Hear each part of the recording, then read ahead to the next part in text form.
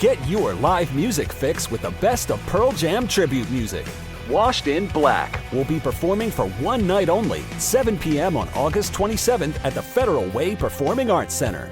Experience a tribute to one of the most prolific bands of our time with Seattle's own Washed in Black as they celebrate the 30-year anniversary of the release of 10. Get tickets at fwpaec.org. Thank you to our sponsor, Becker Retirement Group. Got a hankering for a sessionable hazy IPA? Elysian Brewing's Contact Haze is just the brew for you. Order Contact Haze and your other favorite Elysian brews like Space Dust from ElysianBrewing.com today for free delivery. ElysianBrewing.com. Must be 21. Please enjoy responsibly. What's up? It's your boy, the Ted Smith. Thanks for listening to the Men's Room Daily Podcast. Want more? Check out the greatest podcast in all the land, The Podcast. Be sure to subscribe and listen to a brand new episode every Tuesday night. The debauchery rolls on. You're listening to The Men's Room with Miles and Thrill. 99.9 KISW. Story says this happened when I was a kid. I lived on a naval base and there was a pool there. It was basically occupied by kids during the long, hot summer. Adults were hanging around the pool's edge. Well, at the time, I was nuts about going underwater, so used to swim down to the bottom. Sometimes I was the only one down there. Most people didn't do that. Anyway, I was swimming along the bottom when suddenly my heart stopped. I come across the prone body of this kid called Garth. I knew his brother, and thinking he was doing some early 90s version of planking, sunk down and laid next to him on the bottom of the pool floor. I totally expected him to hit me or elbow me, but he didn't. He just laid there. So I poked him. He still laid there. I shook him, and he was still lying. At that point, I realized what was going on, and I grabbed him, and I hauled him out of the water and yelled for help. Pool was full of people, but for some reason, most of them hadn't seen the kid. Lifeguard on duty dove in, grabbed him from me as I helped haul him out. So there I am, a 10-year-old kid, watching as a lifeguard takes this kid and puts him on the side of the pool, giving him full CPR. The kid sputters to life. Off he goes to the hospital, and the entire pool is shocked. So we're all sitting there, and I'm sitting next to this kid named Aaron, and I start telling him what happened, and he insists, no, he was the one who got help. He saw the kid, got the lifeguard, and I'm thinking, this is crap. Then the adults start lecturing us on how Aaron had been so brave and heroic. What had happened, of course, is that we both had acted, but Aaron got a bike as a reward and grateful thanks from the parents. I got called a liar in school. It's one of those weird memories where everything about it's miserable, but I'm still glad I did it. Our question, what's your true story that seems unbelievable when you tell it? 206-421-ROCK. This is a good one. It says, in elementary school, I inhaled a 2-inch little stainless steel push pin. Doctors took it out of my lung when I was 22. Through my back. The only proof I really have is a giant scar on my back going along my rib line. That from Sam the man in Tacoma. And this one says, my unbelievable story is randomly meeting one of you guys and your mom at a local QFC. Does anyone remember who it is? Yeah. It was, in fact, Ted. Says, Ted, of course. Your mom was so lovely. Actually, that guy really helped us. Oh, really? Oh, was he working there? Yeah. All right. And we were looking for something specific, and I was just like, hey, man, can you help me out here? And the thing is, your mom, lovely is the right word.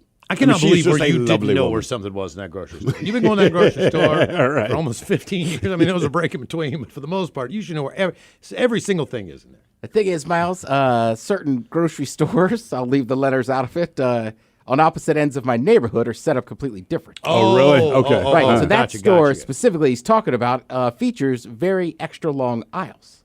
I see. Aha. Yeah, and it was, trust me, it was something stupid like some Something type you never of buy. spice. Right. Yeah. What's your true story that seems unbelievable when you tell it? 206-421-ROCK. There's one. Nobody will believe how much more of an efficient shopper I am with those one-way lanes. Really? Yeah, I used to just wander around and stare at stuff. Now you can't. Right, now it's Keep like... it moving, fella. Right, like keep it this way or that way. Now What are you doing? actually shop. Grab your pickles. Get out of here. I used to treat the grocery store like a museum.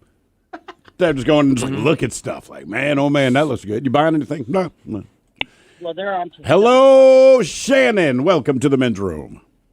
Hola. Hola. How's it going? We're doing well, Listen, thank you.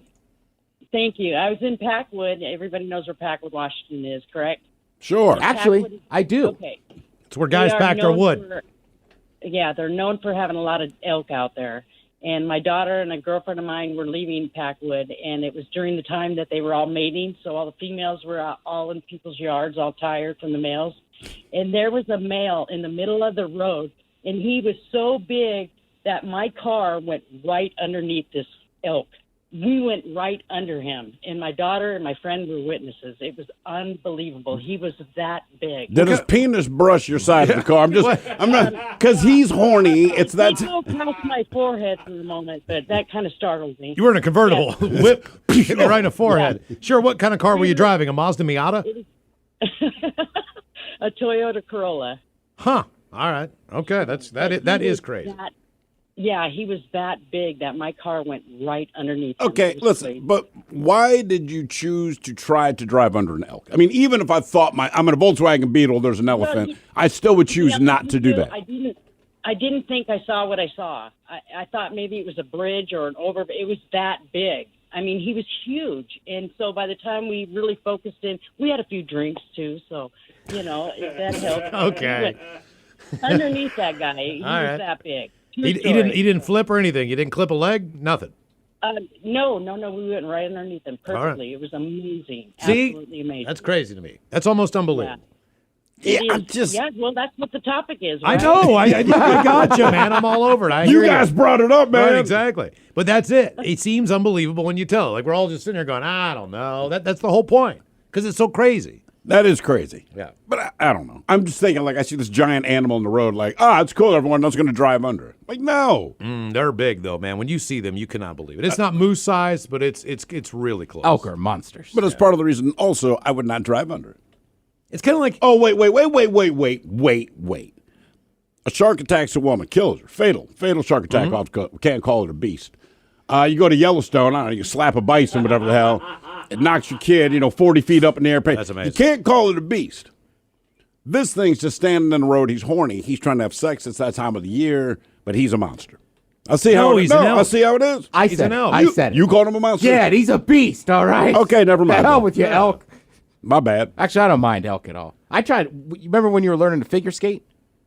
Like as a child? No. You ever learned to ice skate? No. Oh, damn. Sorry about your childhood.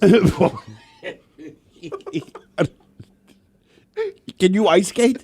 I mean, it's been years, but my babysitter took us to go ice skating, so we learned. Kind of like the elk. I was facing the babysitter right. I was small. I mean, like, I don't know.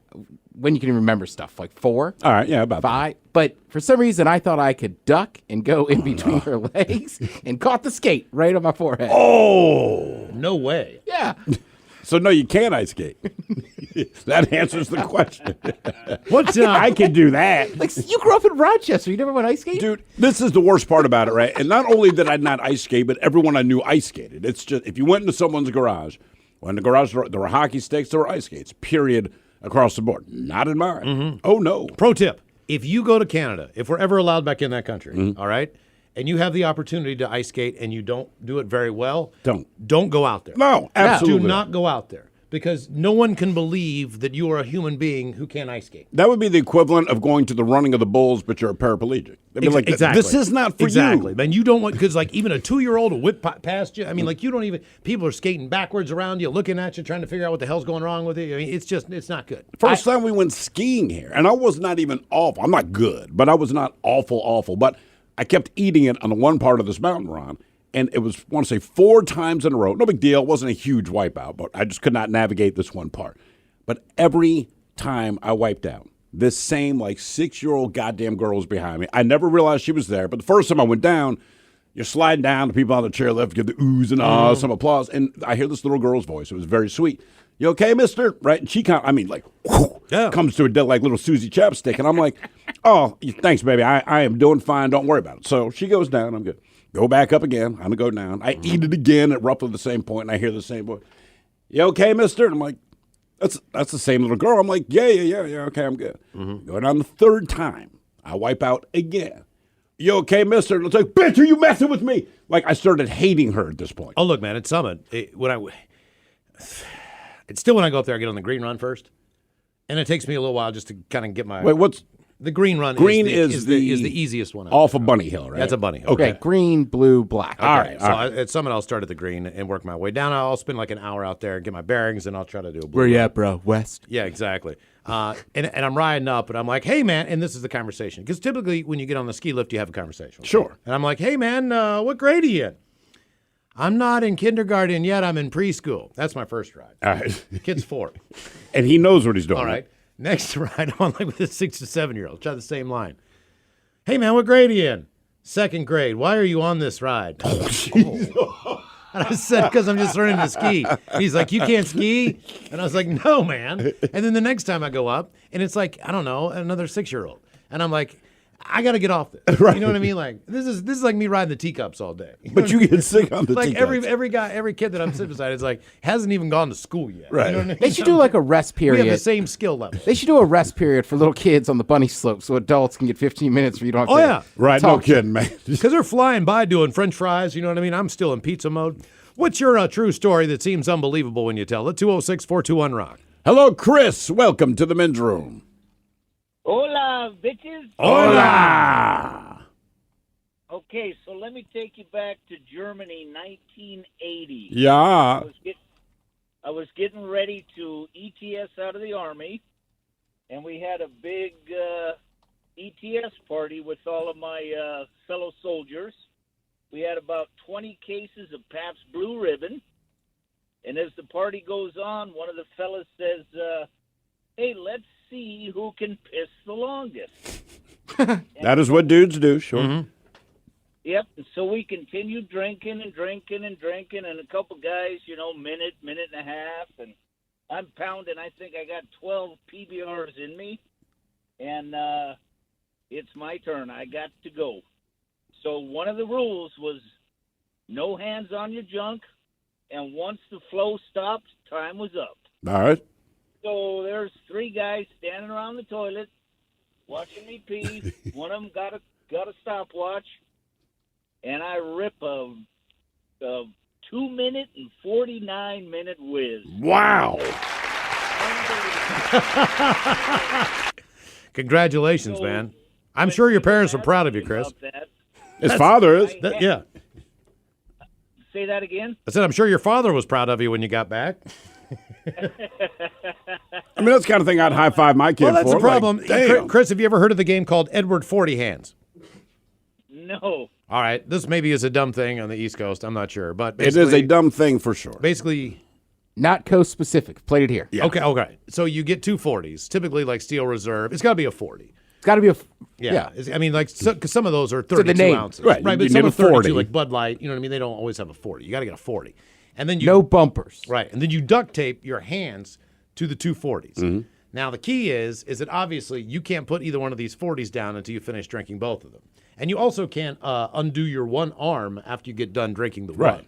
So basically what it comes down to is you're drinking 80 ounces of beer before you can even go to the bathroom.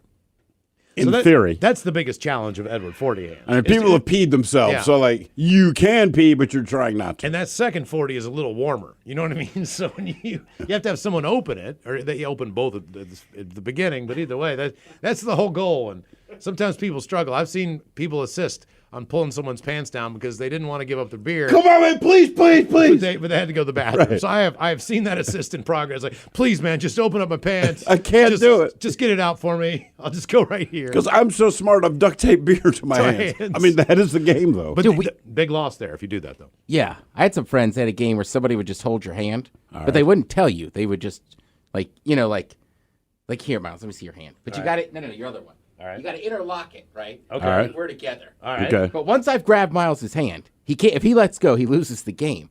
But as it goes on, like, you're just going about your day drinking it. But then before you realize it, like, you're in the bathroom peeing, and I'm still holding your other hand. Yeah, so I'm saying, please. So, like, I don't know who it's more uncomfortable for. I was going to say, like, please, buddy. All right, Whip it thanks, out Mike. for me. Mike Hawk with the hand sanitizer. What's your true done. story? That's the first hand I've held in months. Felt really good. Soft hands, to be honest with you. What's your true story that seems unbelievable when you tell it? 206-421-ROCK. Hello, Chris. Welcome to the men's room.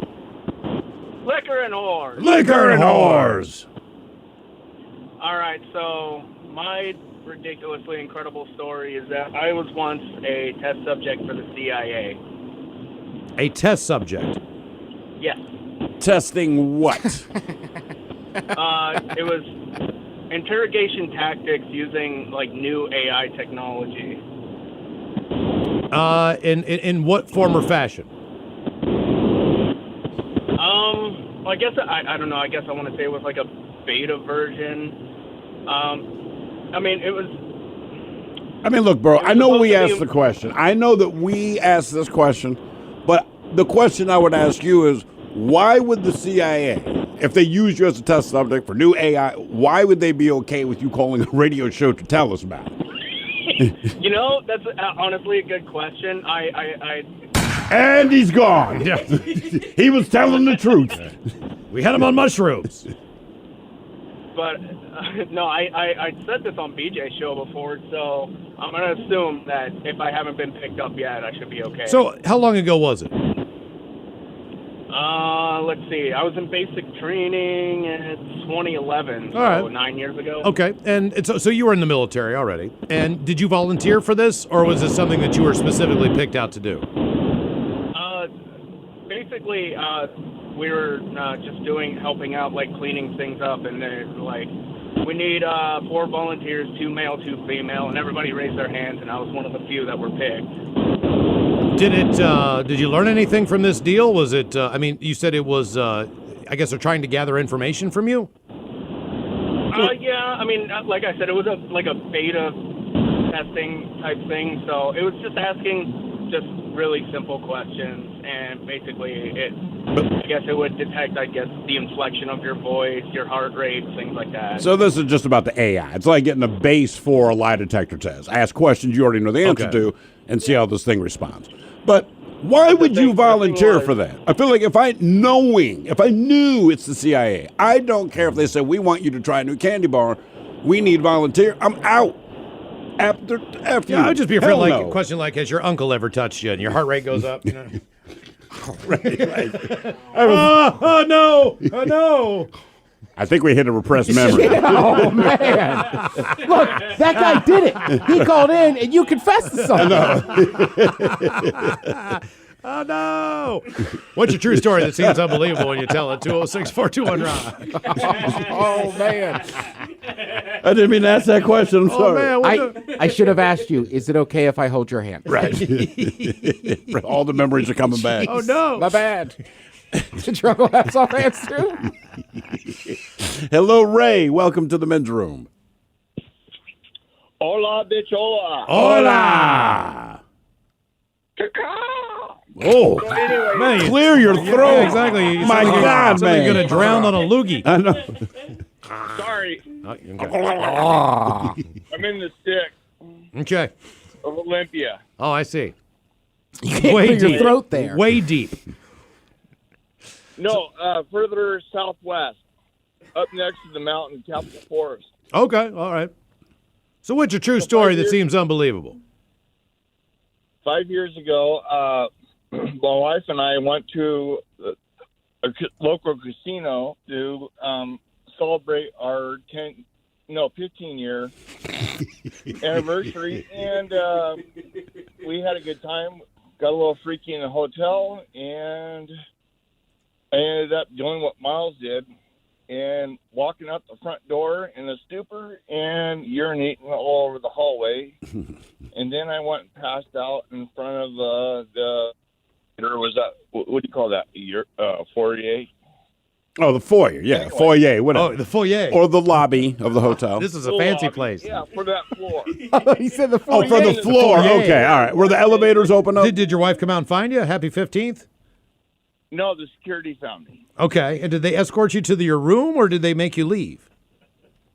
No, they're both armed, and one said, "What are you doing out here?" And I said, "Well, I really don't know."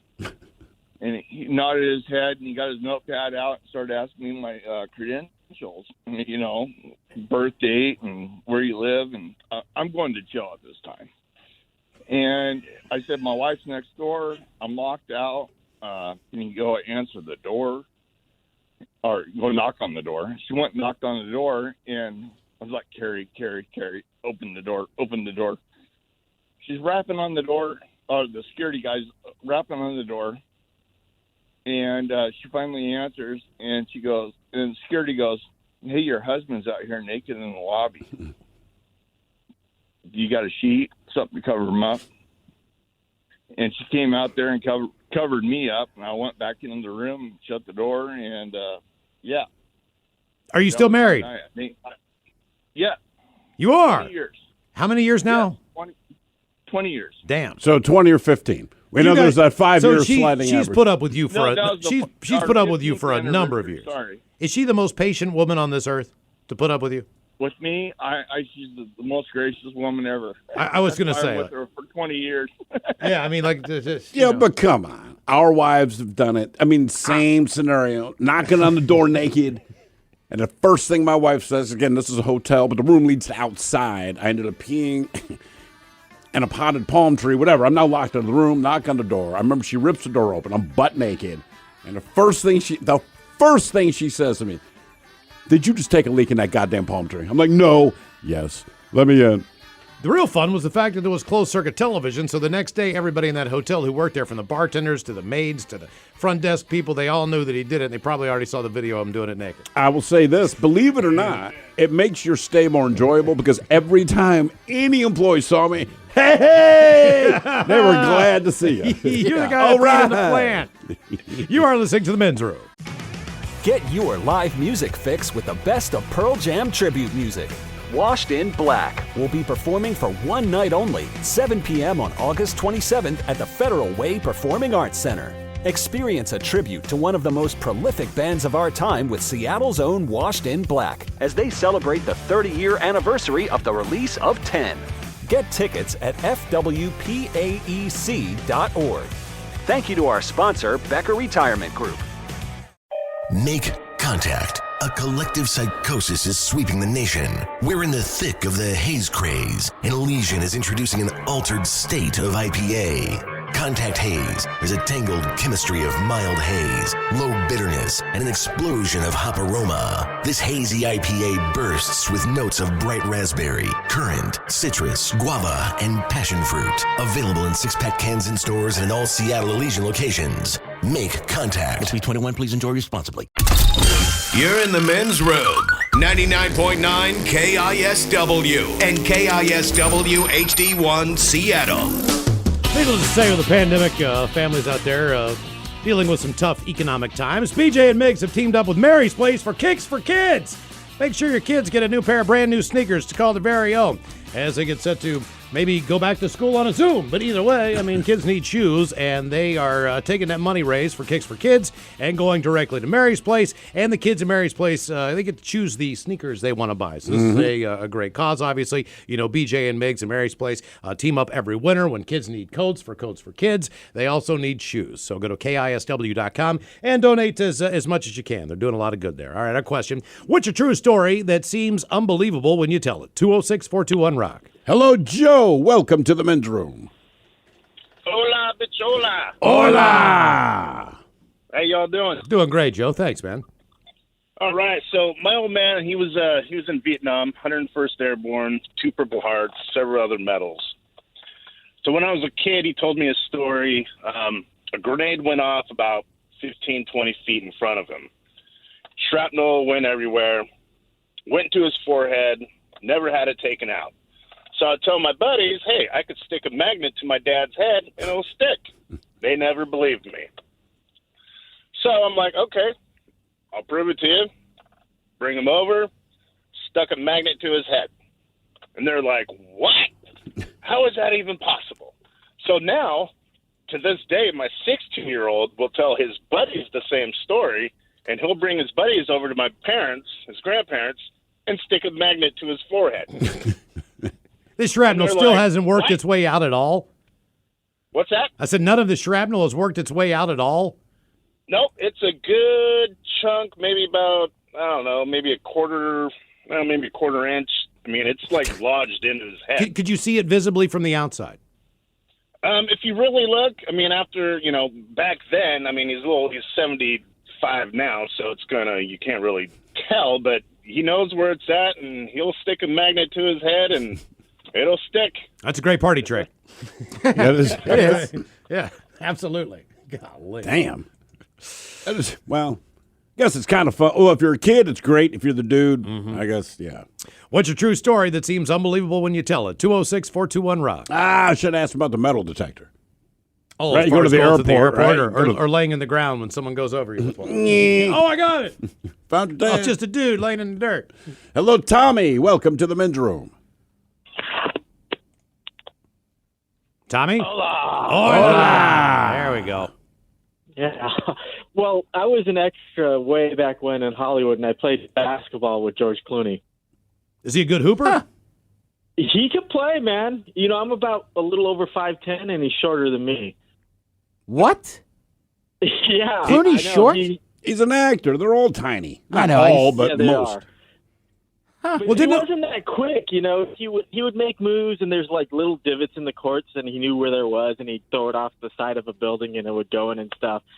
And he kept driving to the hoop easily, so I bodied him, and I thought I was going to get killed by his bodyguards. But he was super cool about it. But isn't he known for that? Aren't all those guys, like when they were doing the Oceans movies and stuff, didn't they just, when they had a break, weren't they all out there playing basketball? I don't know. Yeah, he was always playing basketball. That's how he stayed fit, and he would play with the little ankle weights and the wrist weights. Okay. There's like there's all these cliques in Hollywood, people who get together and have secret poker nights and bet ridiculous money. There's also a group that plays Magic the Gathering and D&D, including Sofia Vergara's husband and all these other groups. There was also this basketball community. Right. And there were, 10, 15, 20 guys. They were all actors, and oftentimes they would go to Gary Shandling's house and play, because he had a pretty good setup at his place. Just the idea of Gary Shandling playing basketball. Yeah, I mean, that was his thing. I don't know why that cracks me If you up, went to Gary Shandling's house, you ended up outside shooting hoops. That's how he talked to you. I mean, yeah, some people just do it all the time. You don't realize it, but they can ball. Yeah, I mean, hell, even Bieber can ball. Yes, well, he can. I was going to say, I know it's huge with musicians and stuff because there's so much time. I mean, we've been backstage at a concert. They get there early. They set up everything. Their tour bus is there, and then there's nothing to do till they go on.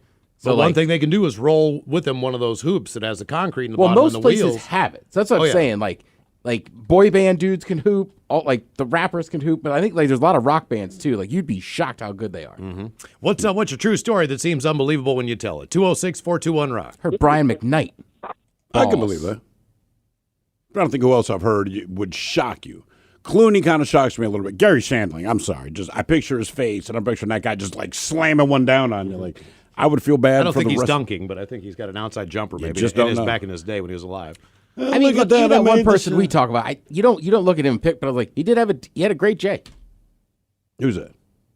Me. Oh, former. Okay, Me. all right. Actually, Miles, you shoot a good jump shot. I haven't shot basketball in years. Well, you used to. Yeah, exactly. Way back then. Hello, Tim. Welcome to the men's room. Yo, what's up, bitches? Hola. What's up, Tim? Hey, so this is a funny story. So back in 2009, I'm in Hollywood, and I'm 19 at the time. Weed's not legal, obviously, yet. And it's my 19th birthday, and we're trying to find weed everywhere. We're walking on Hollywood Boulevard looking for it, asking everybody. No one can help us. And we see this guy who's dressed up just like Jesus. Like, he's got the crown of thorns on, his Birkenstocks, and a robe. And we're like, dude, let's go talk to Jesus. So we're like, Jesus, where do we find weed in Hollywood? We've been looking for hours. We're from Seattle. And he starts talking all biblical to us, and he goes, oh, thou shalt go seek marijuana where the gays are at. You got to find the gays in West Hollywood. And we're like, okay, we've tried everything, so let's go to West Hollywood and check out the gay bars. We're 19, so we can't go in, so we're looking for people outside having cigarettes. Again, no one's helping us. And like another hour goes by, and then this black kid on a skateboard falls right in front of us, like he's smashing down the road. And I help him up because I skateboard too, and he looked like he smoked weed. So I was like, hey, let's ask him. And he goes, my bad. I'm just in a big hurry right now. I need to go to my weed dealer's house before he leaves. And we're like, well, dude, that's perfect because we have a car and we've been looking for weed for 2 hours. We'll give you a ride. So we give him a ride. We go to his dealer's house. He hooks us up with like the bombest weed that we've had. And we're smoking with this guy, and we realize we didn't even get this guy's name. And as he's hitting the joint, I'm like, bro, we didn't even get your name, by the way. And he goes, he hits the joint and goes, my name's Moses. No way. And I'm like, you're joking. You're telling me Jesus told us to go to West Hollywood to find weed, and we get it from Moses? It's all connected, man. That's pretty crazy. And you've been going to church ever since, I bet. Yeah, at that point. Yeah. I'm a born-again Christian. And that's when I found the Lord. Yeah, I'll tell you, it'll make you a convert real quick. It's got to be true. I'm thinking like we went hunting for weed. Same thing, Hollywood Boulevard. Mm-hmm. It was not that difficult. It was. It's not the people who are out there openly dealing. It's not that. But after a while, you get a sense of who you should ask, maybe. And, like, they nailed it. If you're dressed like Jesus, that's probably the guy to ask, right? We didn't ask and Jesus. he hooked him up. Mm-hmm. No, we had, some Turkish or Armenian dude or whatever. Yeah, we kind of got sketchy there. But we got it done. But we got weed. Right, yeah. It was a little bit weird when I was standing outside and this, like, black car pulls up with, like, tenant. Everything's really tenant in California. And this window rolls down. I'm like, oh, God. And then I look inside, and this guy's got, like, a dog bed in his passenger seat with like 2 little chihuahuas in there or something. You know He's that guy. And at that point in time, the chihuahuas looking at me like, hey, what's happening? Like, you got 2 little dogs. For some reason, they kind of break the ice. And then but he was that guy. Then he just handed me a big old nug, and I was like, dude, how much do I owe you for this? He goes, nothing, man. It's on the house. He's like, I own that place. Yeah, that seems all right. And I was like, cool, man. And then I had in my pocket, we literally couldn't sit at the bar. And they knew we just got it from the owner. And they're like, you got to go. You got to get out of here. Yeah. Like, you guys reek of weed. And so we went and smoked it with Marilyn Monroe. Yes. Yeah. That was weird. What's your true story that seems unbelievable when you tell it? 206-421-ROCK. Well, that guy was telling that story. I was like, yeah, we almost got beat up in the Tenderloin. Looking for weed? Yeah. But then he's right. We went over to the Castro and found some. Mm-hmm. Funny how that works. That's why I'd always end up going to Adams Morgan. Hello, Martin. Welcome to the men's room. Hola, bitches. Hola. Okay, so back in high school, I think about 2000, early 2000. I was in a punk band back in South Chicago, like Joliet. And obviously punk band, big mohawks. I had a big purple mohawk at the time. And we made a band flyer for a show we were going to play. And, we superimposed George W. Bush's head on there, and it had, like, the whole Reagan paper bullet hole thing. Right. And it said, whatever happens, don't blame George, Mr. Punk Rock, bad A, And so the next morning, we passed them out and stuff. We all get taken to separate rooms, and the local cop at our school totally told the Secret Service saying he's got this big story, we're going to get these guys, they're going to shoot the president. And we're like, what? So we've been interrogated all day by these local Secret Service guys and thought that we were going to fly out and shoot the president. Mind you, like, we're like, sophomores in high school. So it's like, I'm like, come on, dude, really? Like, look at me.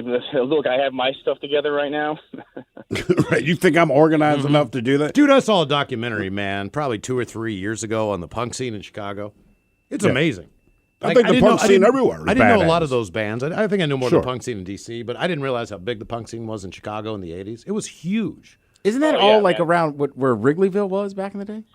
Yeah, kind of, and also like even towards like Wicker Park and stuff like that, like the Double Door or like the Empty Bottle, stuff like that. Like really, well, of course you had to watch your stuff because you get robbed, your vans get robbed all the time. But yeah, I mean, it was a great scene for a long time. That it petered out a little bit. If you get a chance, I just pulled it up. It's called You Weren't There, Chicago Punk 1977-84. If you get a chance and you like music, check that out.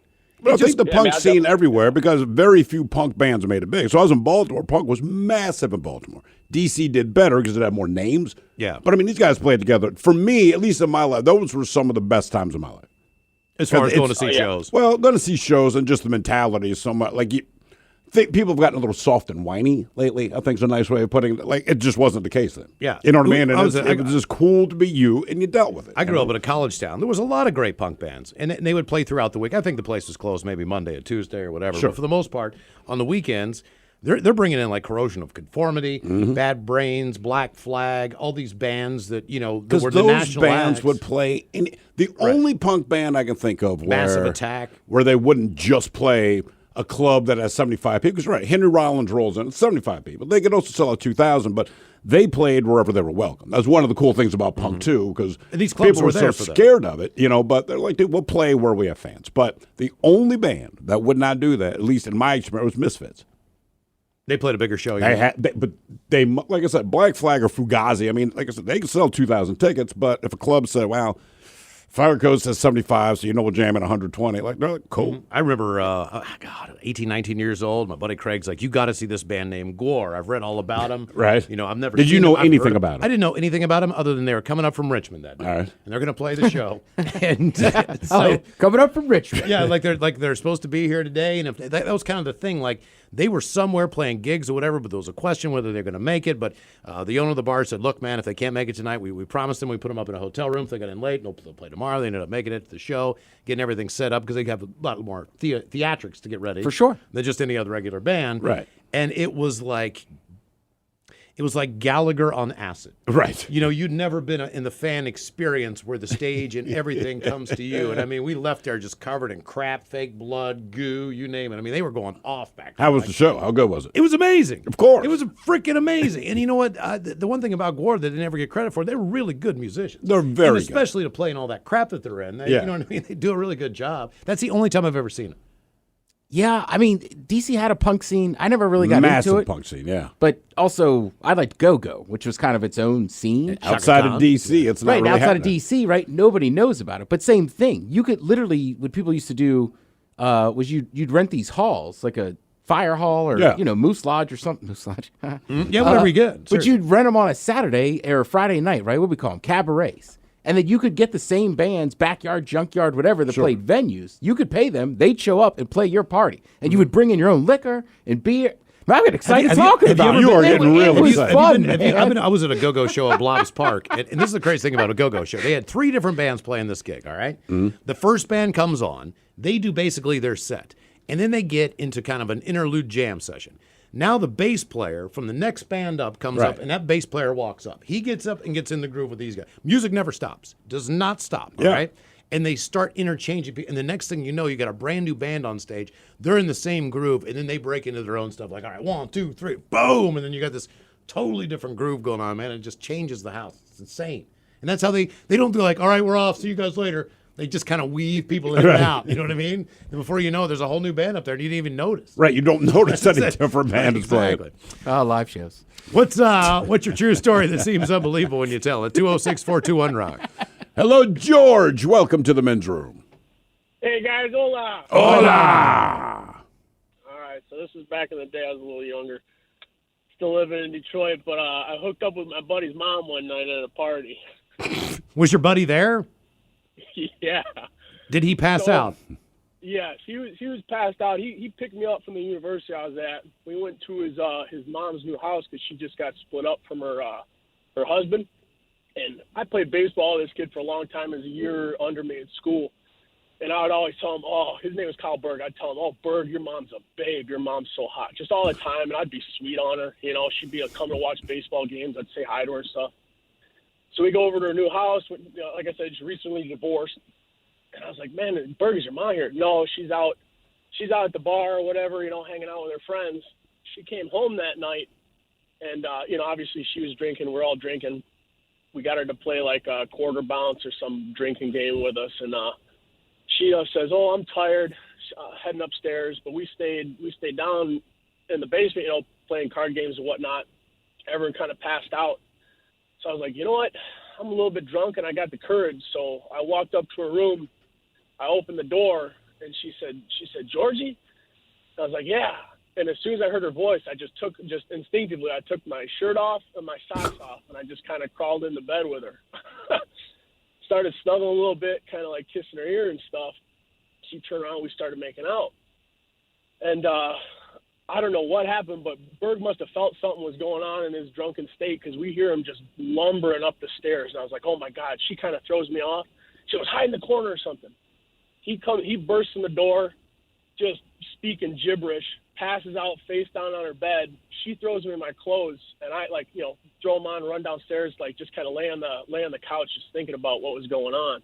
About a half hour later, she comes down in her robe, opens it up. There's nothing on nothing on underneath it. She just climbs back on top of me. We went at it again. Jesus. Damn. Okay. I guess your buddy never found out? You mean I was dumb, and I should have been more respectful and just never told any of my buddies. But the next day, of course, you're calling up all your friends, telling them, "Oh God, she was a babe," you know, and like, of course, you got to tell your buddies about it. So it was. He ended up finding out. So that was one and done then for you. Yeah. If I ever saw her again, I'd have to give her a big old hug. You know, she's a great lady. Yeah. Come in for one. Sure, your fond memories. Yeah, come in for one. Brand new house, divorced. I'd give her a big old hug. You know. She was a great lady. I know. And that's how you describe your buddy's mom that like gave you dinner. Right. Not that you hooked up with. She mounted me on a sofa. Great lady. What a great lady. Oh, man, she raised him right. You are listening to The Men's Room. On Pod Save the World, we want to be your cheat sheet for global events. My name is Tommy Vitor, and each week, my co-host Ben Rhodes and I break down the biggest stories from around the world. Ben and I both worked on President Obama's national security staff, and we'll introduce you to the activists, politicians, and journalists who can help us understand what's going on around the world, what it means for the United States, and what it's like being inside the White House Situation Room during a crisis. Listen on Odyssey, Apple Podcasts, or wherever you get your pods.